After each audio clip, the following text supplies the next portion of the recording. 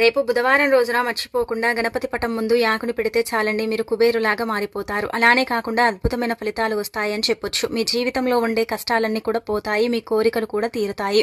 కావున ఏంటంటే మర్చిపోకుండా గణపతి పటం ముందు ఈ ఆకుని పెట్టండి. ఈ ఆకుకు అతీత శక్తి ఉంటుందని కూడా మనం చెప్పొచ్చు. ఈ ఆకు వల్ల మీ జీవితంలో ఉండే కొన్ని రకాల కోరికలండి, మన కోరికలు ఏంటంటే ఎంతకు తీరనే తీరవు కదా, మన కోరిక ఎలాగైనా సరే తీర్చుకోవాలనుకుంటూ ఉంటాం. భగవంతుడి ముందు కోరుకున్నా కానీ మన కోరిక కొన్నిసార్లు ఏంటంటే గనక అస్సలు సిద్ధింపబడదు కదా. అయితే మీ కోరికను తీర్చుకోవటానికి ఈ పరిహారం ఒక్కసారి చేసి చూడండి, మళ్ళీ మళ్ళీ మీరు చేస్తూనే ఉంటారనమాట. అంత చక్కగా పనిచేసే పరిహారం అని చెప్పొచ్చండి.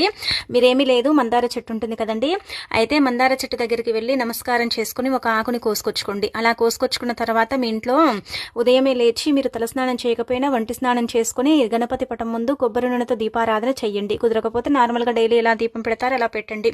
ఎర్రటి పుష్పాలు సమర్పించిన తర్వాత గరికను సమర్పించి ఇలా మందార ఆకు కోసుకొచ్చుకున్నాం కదా, దాన్ని క్లీన్ చేసుకోండి. చేసుకున్న తర్వాత కొద్దిగా పసుపు తీసుకుని ఆ పసుపులో కొద్దిగా నీళ్లను పోసేసి ఏంటంటే ఉంగరపు వేలుతో ఆ యొక్క మందార ఆకు మీద ఏంటంటే మీ కోరిక రాయండి. ఎటువంటి కోరికైనా పర్వాలేదు, కానీ ఒకటే రాయండి, 10 రాయకండి. 10 రాస్తే ఆ కోరికలు తీరవు, ఒకటే రాస్తే తొందరగా తీరుతుందని మనకు శాస్త్రంలో చెప్పబడుతుందన్నమాట.